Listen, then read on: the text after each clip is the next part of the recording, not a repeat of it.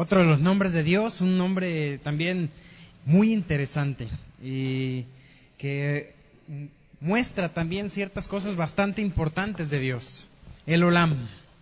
Y bueno, este nombre, el Olam, aparece pocas veces en la Escritura, pero revela cosas esenciales de su naturaleza y cosas que a veces no conocemos mucho de Dios.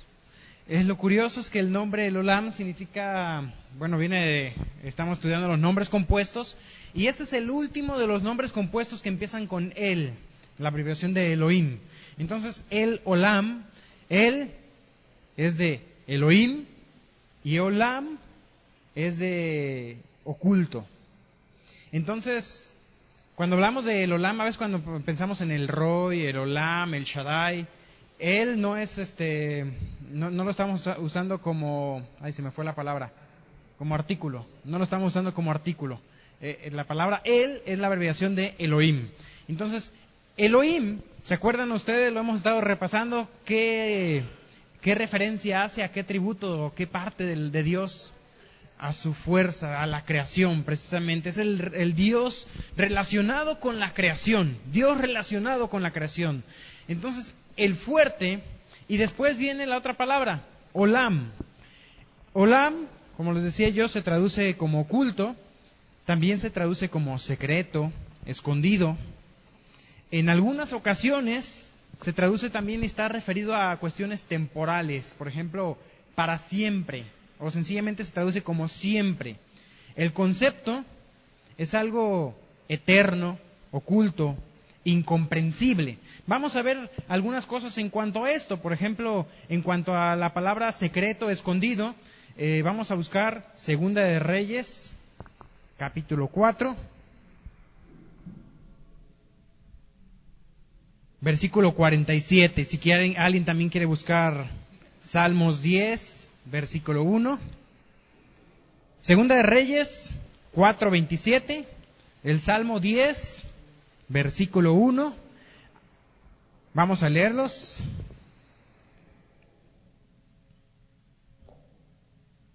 Segunda de Reyes 4:27. Fíjense, aquí no está refiriéndose a Dios en estos, o sea, con la palabra oculto, pero es como para ver el uso de la palabra Olam. Olam como palabra no es nombre de Dios, pero hace referencia cuando aparece con el Olam, como esto, ¿no? Segunda de Reyes 4:27 dice: luego que llegó a donde estaba el varón de Dios en el monte, se asió a sus pies y se acercó Giezi para quitarla, pero el varón de Dios le dijo: dejadla, porque su alma está en amargura y Jehová me ha encubierto el motivo y no me lo ha revelado. Aquí vemos pues que aquí el profeta Eliseo no sabía qué le pasaba a la viuda, y dice: Jehová me lo ha encubierto. Entonces la palabra encubierto es Olam, es algo oculto, escondido, que no ha sido descubierto. El otro pasaje que quiero que podamos ver es Salmos, capítulo 10, versículo 1.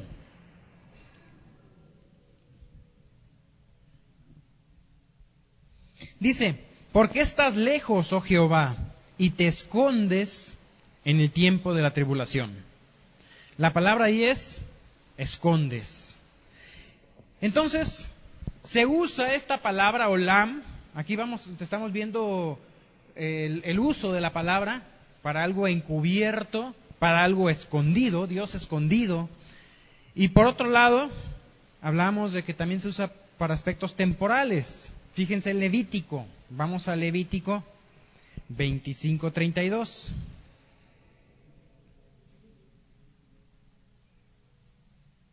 Génesis, Éxodo, Levítico,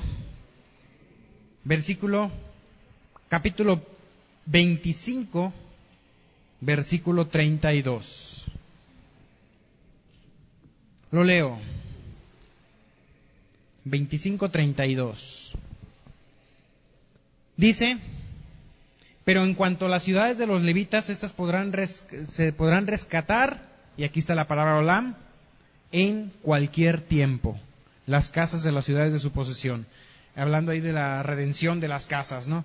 Se podrán rescatar en cualquier tiempo. Entonces aquí la palabra olam tiene que ver en cualquier momento, en cualquier tiempo. Y Josué 24:2 también usa la palabra olam y se traduce en un aspecto de tiempo. Muchos de esos significados se traducen también por oculto o por tiempo, de acuerdo al contexto. El contexto nos ayuda a definir la traducción, pero eso estamos viendo en cuanto a qué podrían significar olam referido a Dios también. Josué, capítulo 24, versículo 2. Y lo leo. Dice, y dijo Josué a todo el pueblo, así dice Jehová, Dios de Israel, vuestros padres habitaron antiguamente al otro lado del río. ¿Cuándo es la palabra utilizada ahí, olam? Es antiguamente. Entonces, recapitulando un poquito, Él es el nombre de Dios Elohim, refiere a su fortaleza, a su poder, al Dios creador, relacionado con la creación entera. Y olam se traduce como escondido, secreto, oculto, siempre, para siempre, o también como vimos en cualquier tiempo, o en otros pasajes antiguamente. La idea es algo pasado, algo que no es presente, que está oculto para nosotros. La primera vez que aparece la palabra olam es en Génesis 21:33. Y ya aquí, bueno, todo esto que vimos nos sirve como una introducción. Vamos a Génesis 21 y a partir de aquí comenzaríamos ya propiamente con lo que es el estudio. Génesis 21, versículo 33. Dice, y plantó Abraham un árbol tamarisco en Berseba, e invocó allí el nombre de Jehová, Dios eterno. Jehová el Olam. Vamos a orar. Padre, gracias, Señor, porque podemos conocerte. Porque, Señor, tú, siendo el Dios eterno, el Dios oculto, Padre, podemos hoy conocerte, porque tú te has revelado a nosotros. Señor, has decidido revelarte también a nosotros a través de estos nombres, títulos tuyos, Señor, con los cuales, mi Dios, tú te has nombrado a ti mismo, o tú en tu palabra revelas tu carácter y tu persona. Señor, te pedimos que nos ayudes a comprender lo que esto significa para nuestras vidas. Y, mi Dios, a que tú seas real también en cada momento de nuestras vidas. En tu nombre oramos. Amén. Fíjate aquí, esta es la primera vez que aparece. El Olam es el nombre que se utiliza para Dios, que se revela a Dios como aquel que ha dividido el tiempo de la humanidad en dispensaciones, en periodos por los cuales Dios ha estado probando al hombre.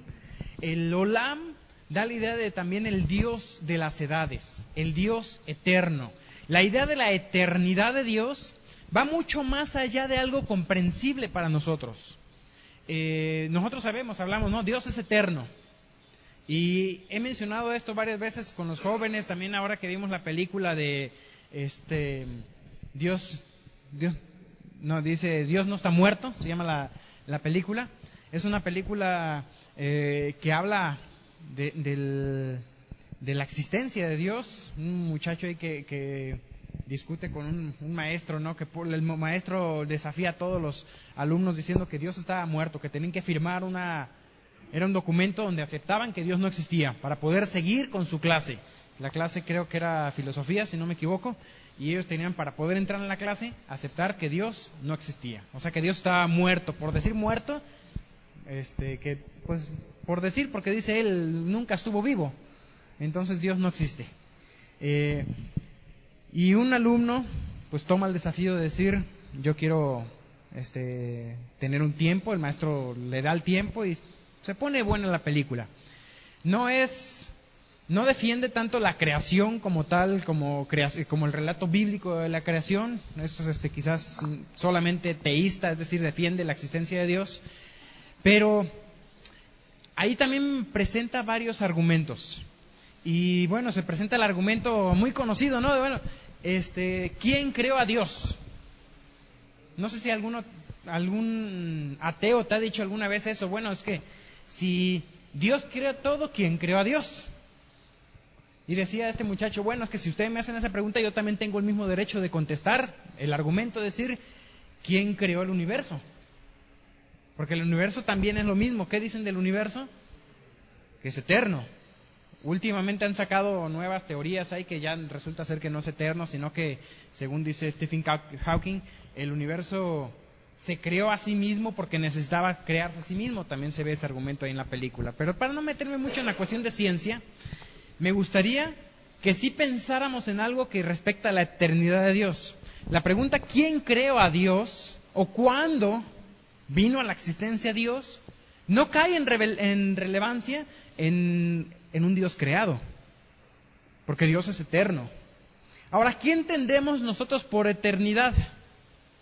Normalmente yo pienso en eternidad y es sin límite de años, ¿no? Ha existido por siempre. Pero no es eso el concepto completo de eternidad. El concepto de eternidad de Dios, eternidad significa sin tiempo. Si yo hablo de algo sin tiempo, no puedo yo pensar sin límite de años. Porque es más allá, más que el infinito. ¿Puedo comprender siquiera algo que es infinito? No. No puedo comprender el infinito. Dios es más, es más que el infinito. ¿Por qué?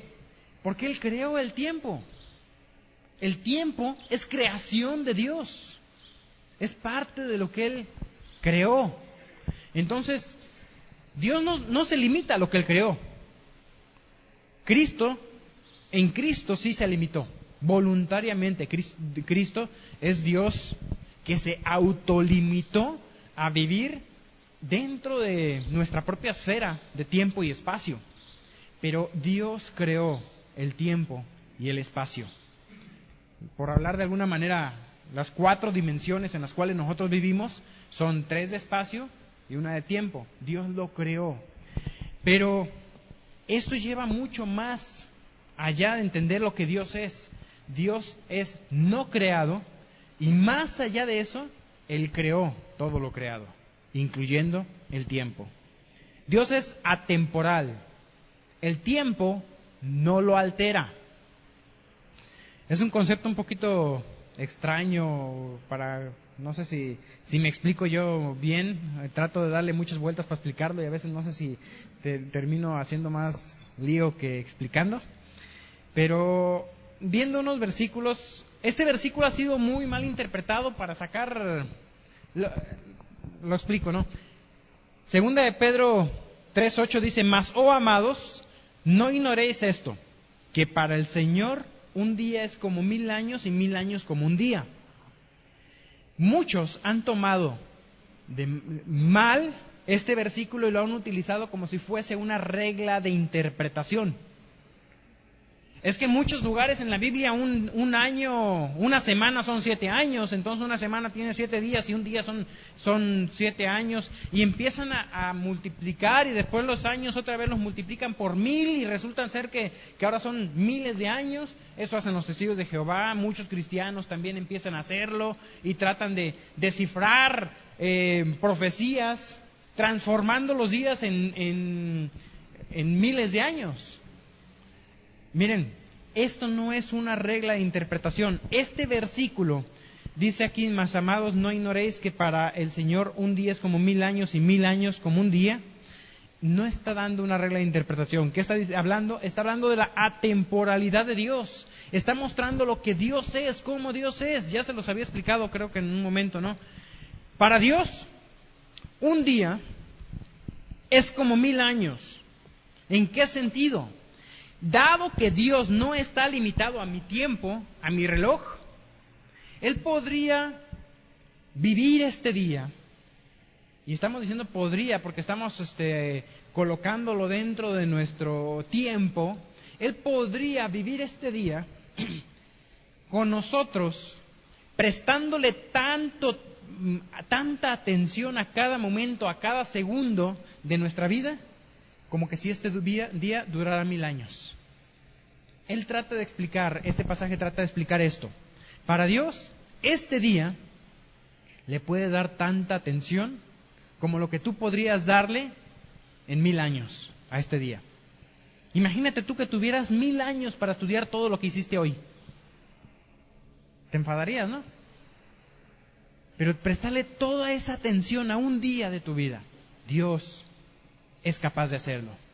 Él se da cuenta, dice la Biblia, hasta cuando cae un cabello de nuestra cabeza. Nada pasa desapercibido. Y por otro lado, 1000 años son como un día. ¿Cómo veo eso? Para Dios, la historia entera de la humanidad, vamos a poner 6000 años de historia de la humanidad, delante de su rostro, delante de sus ojos, son un libro abierto que Él ve como si nosotros estuviéramos en la escuela viendo una línea de tiempo. Desde aquí hasta acá Dios lo ve todo, completo. 1000 años los ve delante de sus ojos como si fueran un día. ¿Por qué? Porque Él está en todo momento. Hemos hablado, quizás esto me ha ayudado a mí a entender un poquito ese concepto. Dios es omnipresente. Ese es un poquito más sencillo de entender, a pesar de que va más allá de nuestra comprensión. ¿Qué significa que Dios es omnipresente? En todo lugar. En todo lugar, hablamos que vivimos nosotros en 4 dimensiones. 3 son de espacio, ¿sí? Alto, profundo y ancho. 3 dimensiones. Dios está en todo lugar, aquí, allá, más allá, en todos lados. Pero también ese Dios está en todo lugar, aplica a la dimensión tiempo. ¿Me explico? ¿Qué significa esto? Que Dios está hoy en todo momento de la historia. Para Dios, la historia entera de la humanidad es un eterno presente. Él creó el tiempo y Él ve la historia entera de la humanidad delante de sus ojos como si fuese un presente. ¿Recuerdas a Jesucristo cuando dijo, antes que Abraham fuese? ¿Por qué no dijo yo era? Yo fui.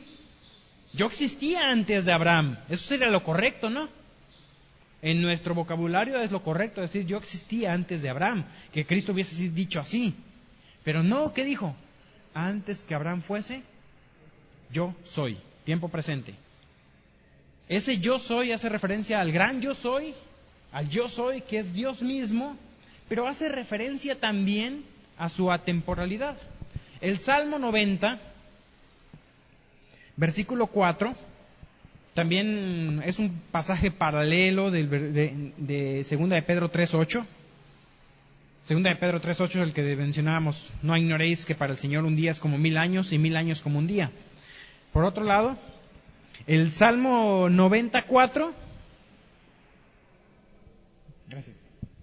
Dice, porque 1000 años delante de sus ojos son como el día de ayer que pasó. Y como una de las vigilias de la noche. Una de las vigilias de la noche, 6 horas. Sencillamente, para Dios, 1000 años, Él los ve así, como cualquier momento. Los puede ver completos. ¿Sí me voy explicando? Bueno, entendiendo esto, Dios es indefinido en tiempo. Dios es atemporal, el tiempo no lo altera. El hecho de que Él haga referencia a sí mismo como el anciano de días, por ejemplo, ahí en Daniel, no habla de que el tiempo lo ha ido envejeciendo, habla más bien de su posición y de su sabiduría. Ese es el concepto del anciano. Pero entendemos entonces que Dios es atemporal, Dios es eterno. Ese es el concepto de eternidad. En algunas ocasiones hemos dicho o hemos escuchado decir que Dios hizo al ser humano con un alma eterna. En ese quizás el concepto no sea tan correcto. Sería un poquito más correcto pensar con un alma inmortal. ¿Por qué? Porque no va a tener un final. pero Dios es eterno porque no tiene ni final ni comienzo. No comenzó, no terminará. Entonces, si alguien llega y pregunta, ¿quién creó a Dios? Ya no queda esa pregunta. Dios no es creado. No tiene un momento de origen, porque cuando Él existía, cuando Él, ni siquiera se podría decir, no es correcto llamar a Dios, Él existía, más bien cuando Él existe, es un presente perfecto, continuo, Dios existe, punto. Podríamos decir, con Abraham, Dios existe. No es Dios ya existía con Abraham. En la creación, Dios existe. Dios no tiene inicio, no tiene final. No aplica una pregunta de cuándo o quién, porque Él creó el cuándo y Él creó el quién. Bueno, les veo cara de Juat a muchos. ¿Sí? Sí. A veces yo me quedo así como que... ¿Sí? Ok. Cualquier cosa, pues trataremos de explicar un poquito mejor. Muy bien. Seguimos avanzando ahora sí al pasaje. Génesis, capítulo 21, versículo 33. Lo leo nuevamente. Y plantó a Abraham un árbol tamarisco. Yo pensaba en un tamarindo, pero no sé, no conozco el tamarisco yo. No es un tamarindo. Plantó Abraham un árbol tamarisco en Berseba e invocó allí el nombre de Jehová, Dios eterno, y moró Abraham en tierra de los filisteos muchos días. Muy bien, vamos a entrar aquí al contexto para ver, ya vimos la primera aparición de la palabra Elolam, si no me equivoco, como Jehová Dios eterno, es la única que aparece así, aunque en varias ocasiones aparece como Dios eterno, o como Dios es eterno, en otros momentos, ¿no? Uno de ellos, el Salmo que habíamos leído hace un momento, ¿no? También. Viendo la segunda cosa que hacemos nosotros para comprender un poquito la implicación del nombre para nosotros es ver el contexto en el cual el nombre aparece. ¿Cuál es el contexto de ese nombre? Pues nos toca repasar un poquito los sermones anteriores. Recordamos nosotros bien, ¿no? El caso de Agar, donde Agar pues huyó de la presencia de su ama. ¿Por qué? Porque la afligía. Y ahí vimos uno de los nombres. ¿Recuerdas cuál nombre menciona a Agar, que ella fue a quien le fue revelado? El Roy, el fuerte que ve, y cómo Dios tiene cuidado de nosotros. Entonces vimos ahí a Agar. Más adelante vemos nosotros que sigue la historia de Agar. Capítulo 21 de Génesis, versículo 8. Y creció el niño y fue destetado, e hizo Abraham gran banquete el día que fue destetado Isaac.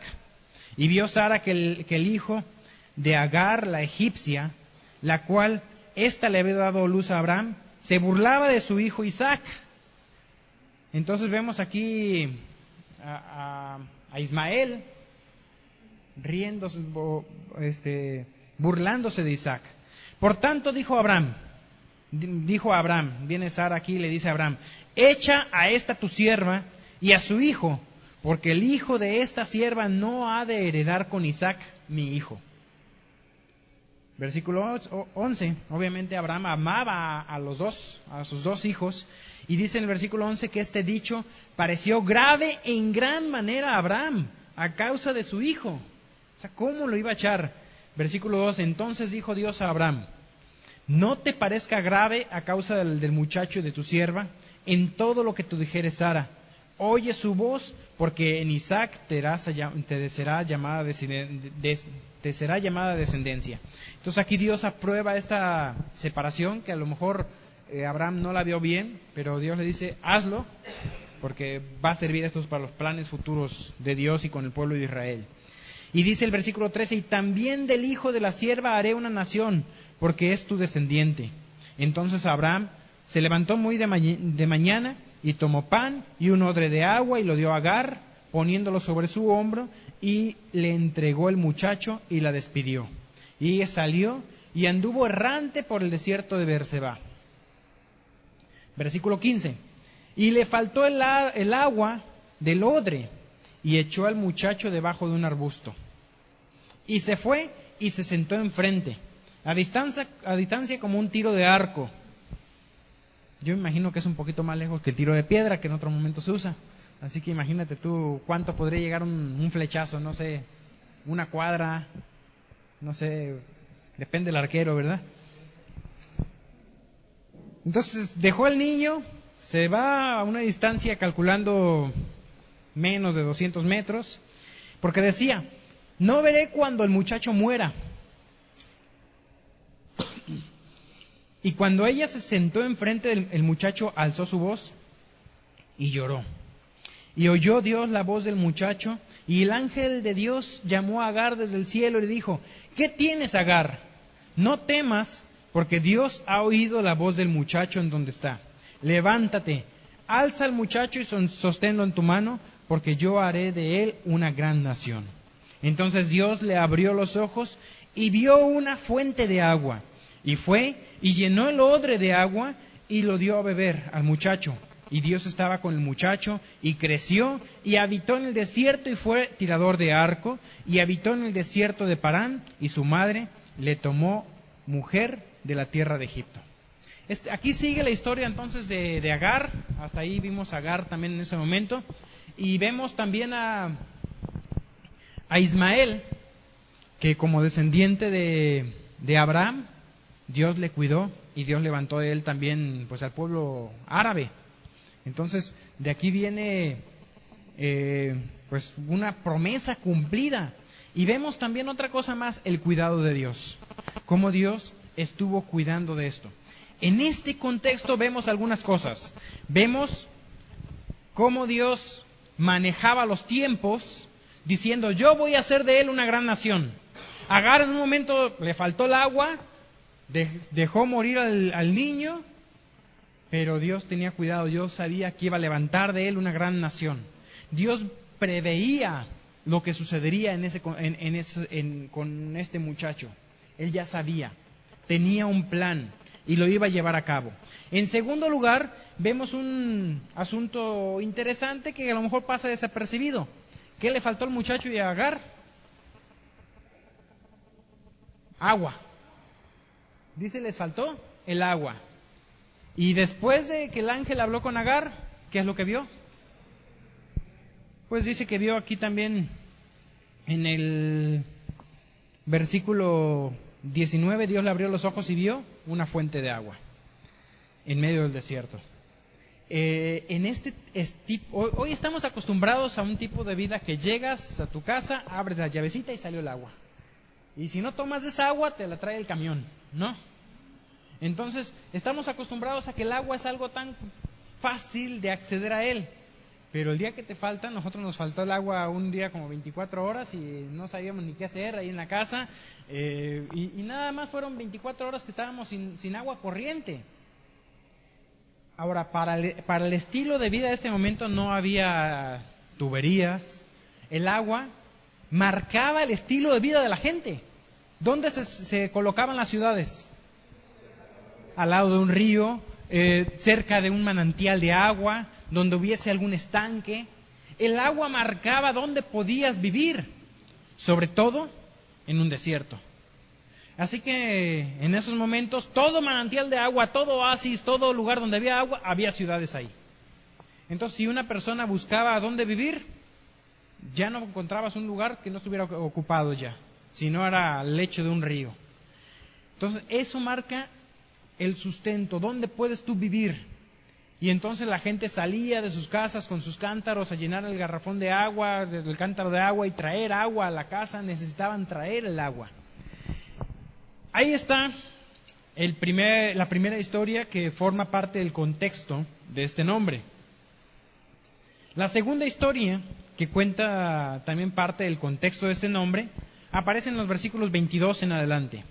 Aconteció en aquel tiempo que Abimelech Y Ficol, príncipe de su ejército,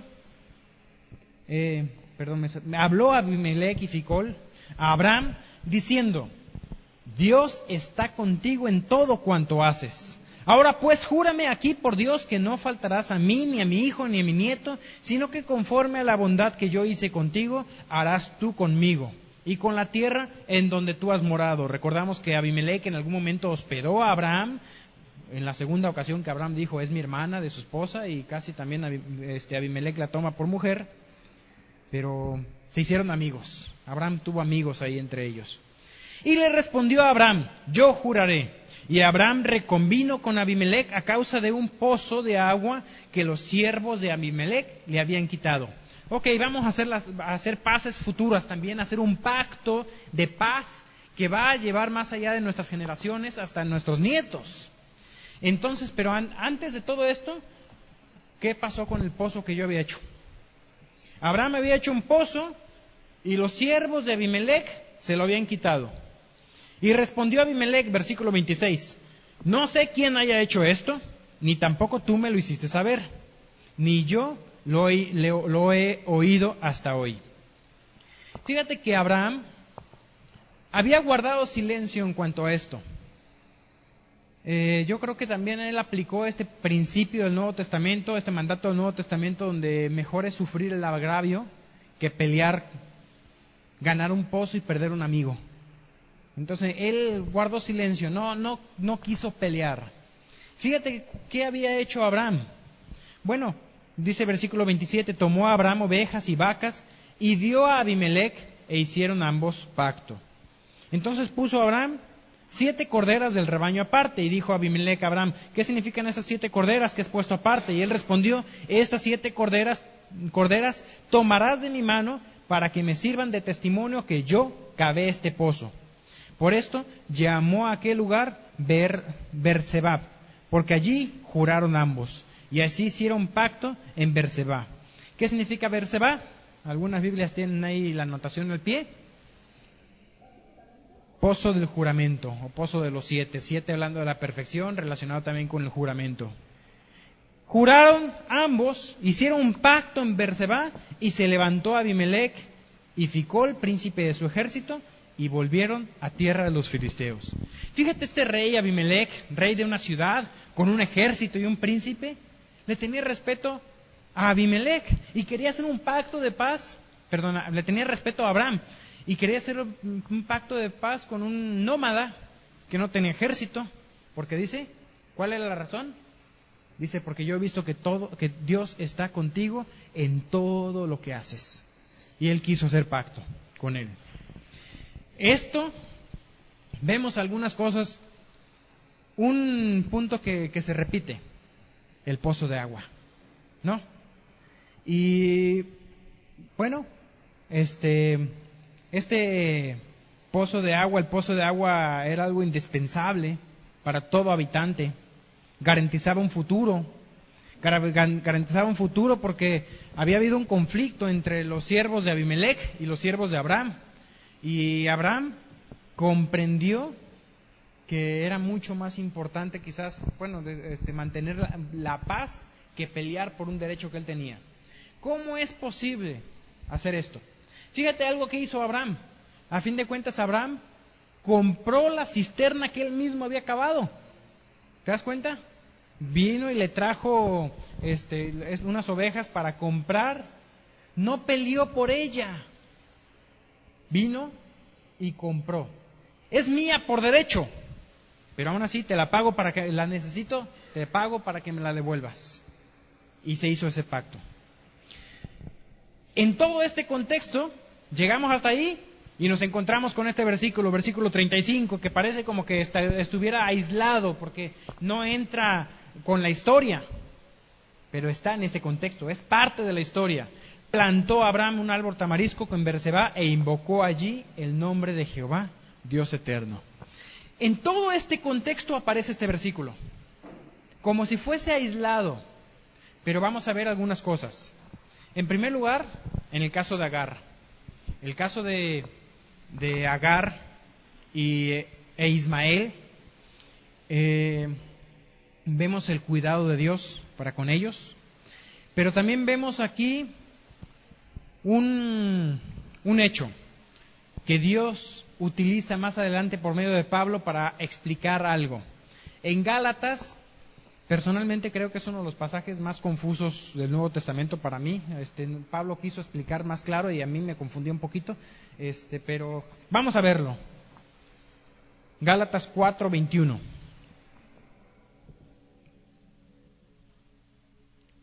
Es confuso para entenderlo, pero no es difícil. O sea, no es un pasaje así que vaya uno a sacar una mala interpretación, equivocarse y más.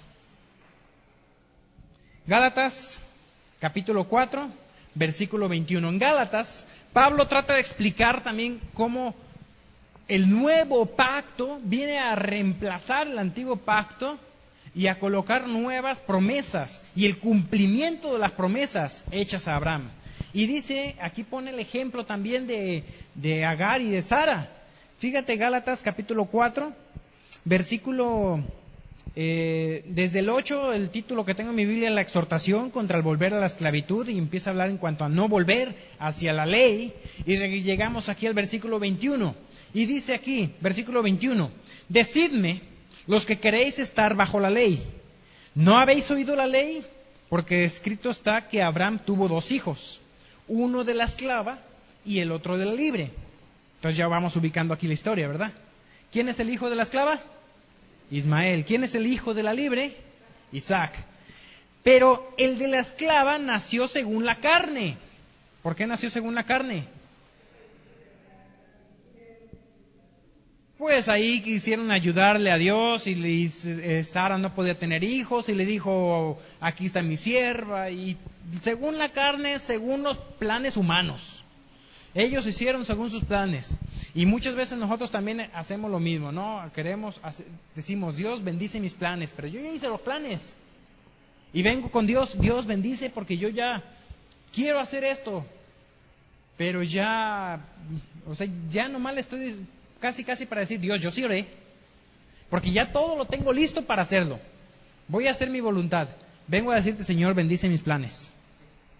A veces somos así. Y eso es el hecho de, según la carne.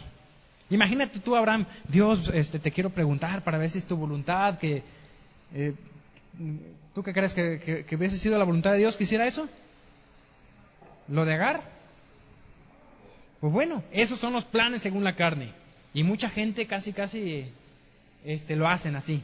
No, es que yo oré y Dios me dijo que estaba bien que hiciera esto. Bueno, el de la esclava nació según la carne, más el de la libre por la promesa. Eso tiene que ver con fe. Uno tiene que ver con obra, el otro tiene que ver con fe. Lo cual es una alegoría. Pues estas mujeres son los 2 pactos. El uno proviene del monte Sinaí, el cual da hijos para esclavitud. Este es Agar. ¿Qué vino en el monte Sinaí? ¿Qué pasa en el monte Sinaí?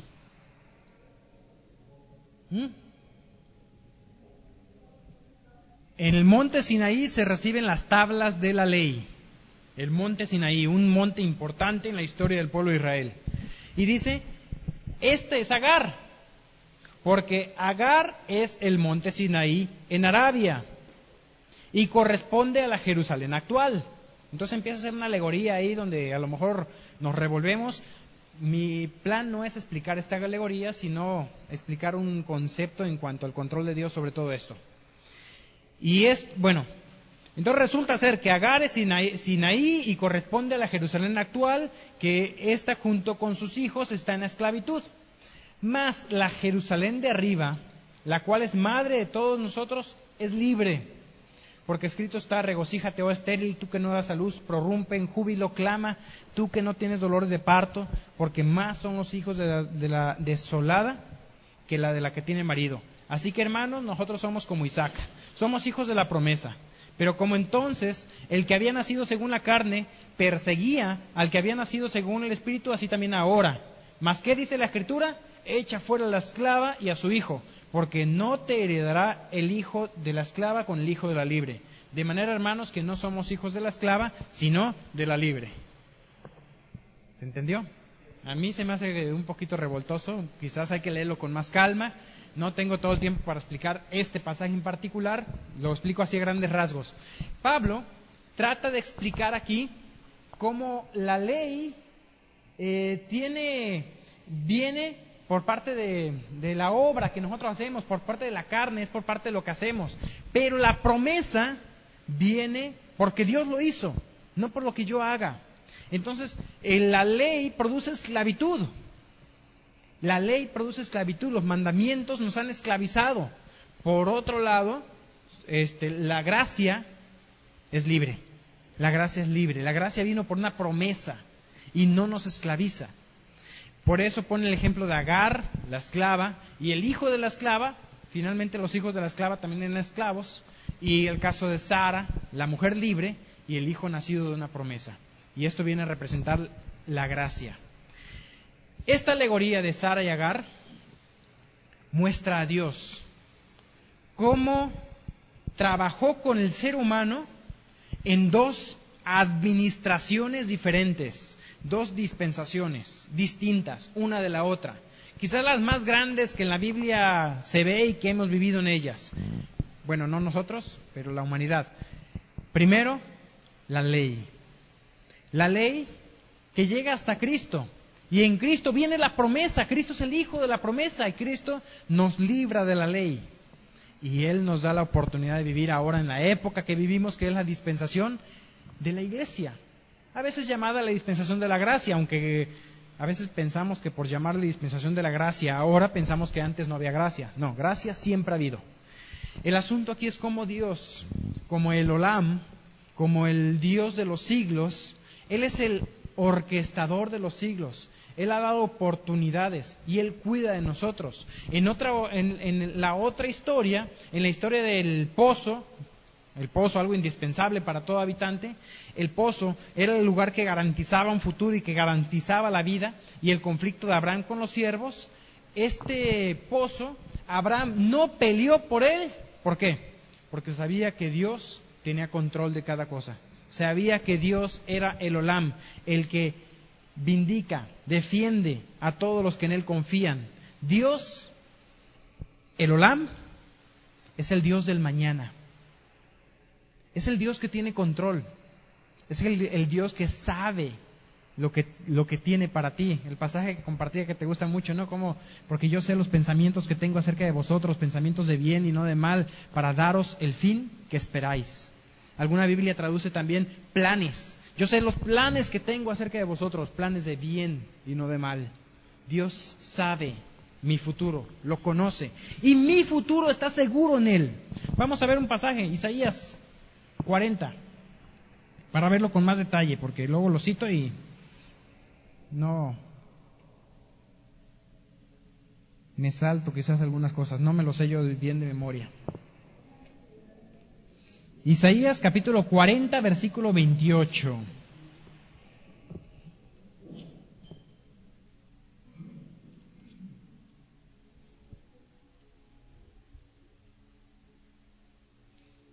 ¿Llegamos ahí? Mira, dice aquí, versículo 20, voy a leer desde el 27. Porque ¿qué dices, oh Jacob? Hablas tú, Israel, mi camino está, ¿qué? Escondido, está Olam, está escondido de Jehová, y de Dios pasó mi juicio. ¿No has sabido, no has oído que el Dios eterno es Jehová, el cual creó los confines de la tierra? No desfallece ni se fatiga con cansancio, y su entendimiento no hay quien lo alcance. Dios no se cansa, no se fatiga, Dios es eterno, Dios es atemporal. Dice, Él da esfuerzo al cansado y multiplica las fuerzas al que no tiene ningunas. 1000 por 0, ¿cuánto da? 0. Pero las matemáticas de Dios no son las nuestras. Él multiplica por 0 y le da infinito. Fíjate cómo sale aquí. Él multiplica las fuerzas del que no tiene ningunas. Los jóvenes se fatigan y se cansan. Perdón, los muchachos se fatigan y se cansan. Los jóvenes flaquean y se caen. Pero los que esperan en Jehová, el contexto de este pasaje es el Olam, tendrán nuevas fuerzas, levantarán alas como las águilas, correrán y no se cansarán, caminarán y no se fatigarán. Más adelante también dice el capítulo 41. En este mismo contexto está hablando, y fíjate que el parecido que tiene, versículo 8. Pero tú, Israel, siervo mío, eres tú, Jacob, a quien yo escogí, descendencia de Abraham, mi amigo. 41:9. Porque te tomé de los confines de la tierra, y de tierras lejanas te llamé, y te dije, mi siervo eres tú, te escogí, y no te deseché. No temas, porque yo estoy contigo. No te desmayes, porque yo soy tu Dios que te esfuerzo. Siempre te ayudaré, siempre te sustentaré con la diestra de mi justicia. Ese es el concepto del Olam. El Olam es el Dios que siempre está contigo cuidándote. Que si te quitaron tu pozo de agua, no sé cuál será tu pozo de agua, tu fuente de sustento, lo que dependía tu vida de ello, aún así confías en Dios. Sabes que Él es quien te ayuda. Versículo 13, Isaías 41:13. Dice, porque yo, Jehová, soy tu Dios, quien te sostiene de tu mano derecha, y te dice, no temas, yo te ayudo. 14, no temas, gusano de Jacob. Oh vosotros pocos de Israel, yo soy tu socorro, dice Jehová, el Santo de Israel es tu Redentor. El Santo de Israel es otro de los nombres que vamos a estudiar. Entonces entramos en este contexto para el otro nombre también. Fíjate quién es Dios, el Olam. Él es el Dios del mañana. Él es el Dios que tiene control de todo. Cristo es el Olam para nosotros. Él es el que dice, yo tengo control de tu vida. ¿La sabes? Dice, el otro ya me confundí. Cuando estaban los discípulos bien preocupados y dicen, no os afanéis por el día de mañana, basta cada día su propio afán, y les pone el ejemplo, ¿no?, de los lirios del campo. Mirad los lirios del campo que no tejen ni hilan, pero ni aun Salomón se vistió con toda su gloria. Mirad las aves del cielo que no siembran ni recogen en graneros, pero Dios tiene cuidado de ellas. Cristo es el Olam para nosotros. Él es el Rey de los siglos. Hebreos 13:8, Jesucristo es el mismo ayer, hoy y por los siglos. Él es el mismo. Jesucristo es ayer, Jesucristo es hoy, Jesucristo es mañana. No fue ni será, es. Primera de Timoteo 1:17 dice así también. Casi no les doy tiempo para buscarlos, discúlpenme, porque si no, no me da tiempo para terminar. Primera de Timoteo 1:17 dice, por tanto, al Rey de los siglos, inmortal, invisible, al único y sabio Dios, sea honor y gloria por los siglos de los siglos. Amén. Al Rey de los siglos. La idea del Rey de los siglos es así como el director de la orquesta sinfónica de las edades. Es Dios como director manejando lo que sucede en cada momento de la historia humana. En cada momento, sea un día viéndolo como un año, como 1000 años, o sean 1000 años como un día, Dios ordena la historia humana y nada ha escapado de su control. Él cuida y cuidará de ti también. Dice también Juan 8:58, eso lo mencioné hace rato, no lo necesitan buscar. Jesús dijo antes que Abraham fuese, yo soy. Cristo es el Olam. Él es el Dios eterno, inmortal, invisible. Dios es Dios oculto, pero Él se ha dado a revelar. Y en cuanto a esto, nada más quiero ver 3 versículos. Mateo 11. Ya pueden dejar el pasaje del Antiguo Testamento. Estamos ahorita viendo cómo Cristo, Él es el Olam y Él es también quien revela a el Olam. Mateo, capítulo 11, versículo 25. En aquel tiempo, respondiendo Jesús dijo, y hace una oración aquí, dice, te alabo, Padre, Señor del cielo y de la tierra, porque escondiste estas cosas de los sabios y de los entendidos, y lo contrario de esconder es y las revelaste a los niños. Sí, Padre, porque así te agradó. Todas las cosas me fueron entregadas por mi Padre, y nadie conoce al Hijo sino el Padre. El Dios oculto no lo puedes conocer. Es imposible que yo por mis medios conozca a Dios. Nadie conoce al Padre sino el Hijo. Dice, ni nadie al Padre... a ver, lo voy a leer de nuevo porque ya revolví. Todas las cosas me fueron entregadas por mi Padre, y nadie conoce al Hijo sino el Padre, ni al Padre conoce alguno sino el Hijo, y a aquel a quien el Hijo lo quiera revelar. Entonces, ¿cómo puedo yo conocer a Dios? Porque Cristo me lo quiso revelar, por medio de Cristo. Otro pasaje más es Juan, capítulo 1.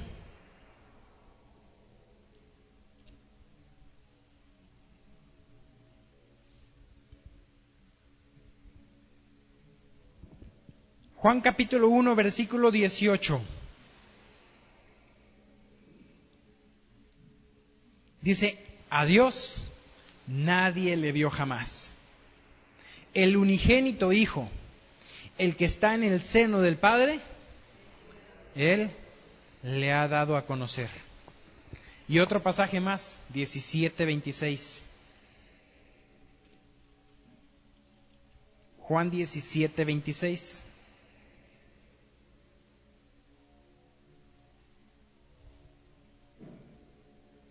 Bueno, del 25.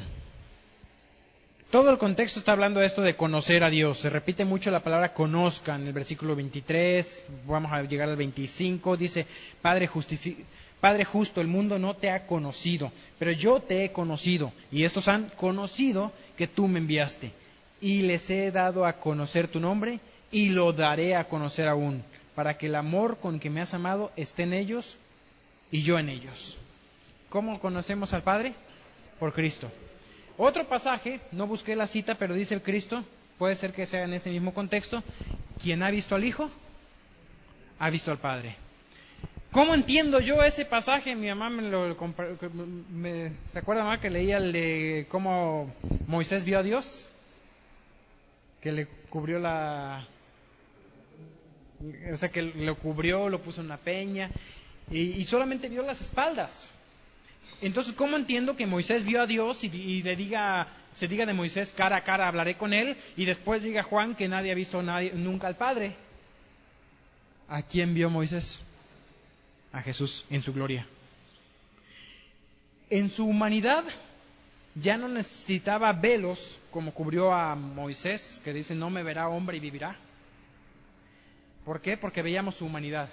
En su transfiguración, es como que si Él abrió un poquito su humanidad, como que se puso el overol de trabajo en su humanidad y se quitó un poquito el overol, y vieron la gloria de Dios en el monte de la transfiguración los discípulos. ¿A quién vieron? Es Cristo. Cristo revelando al Padre. Él es el Olam. Cristo es el Olam. Es el Dios oculto, pero un Dios oculto que se revela a nosotros.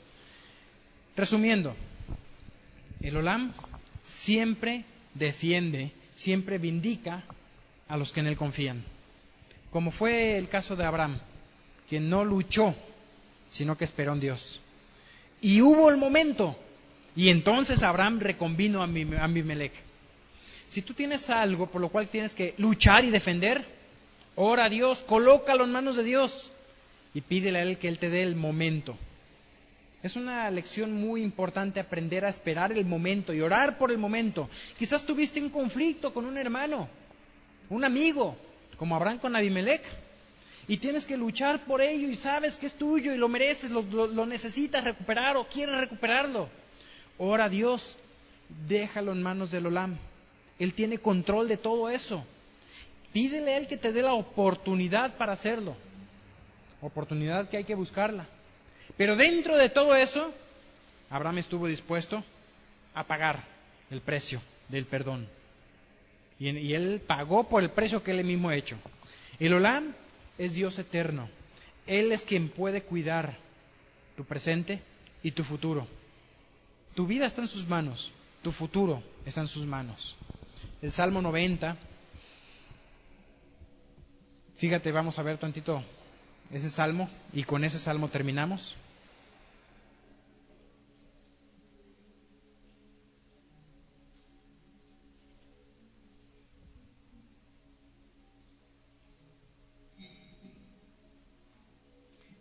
Salmo 90 dice: Señor, tú nos has sido refugio de generación en generación.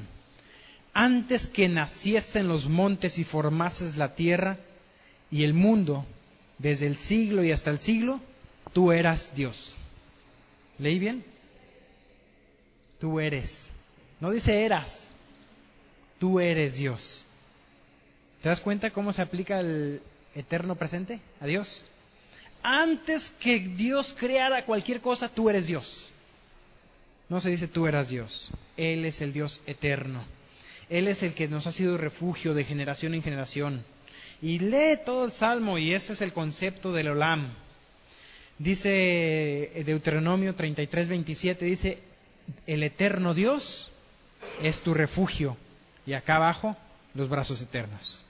Qué hermoso pasaje ese de Deuteronomio 33:27. El eterno Dios es tu refugio y acá abajo, los brazos eternos. Vamos a orar. Padre, gracias, Señor, porque tú eres el Olam.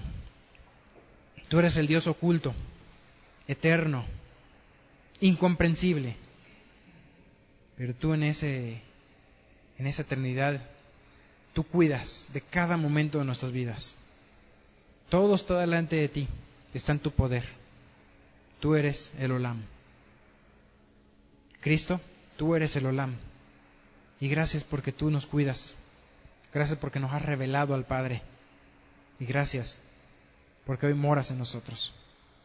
Cosas demasiado maravillosas, incomprensibles para nosotros. Pero Señor, tú has querido revelarte. En el nombre de Jesús oramos y te alabamos el día de hoy. Amén.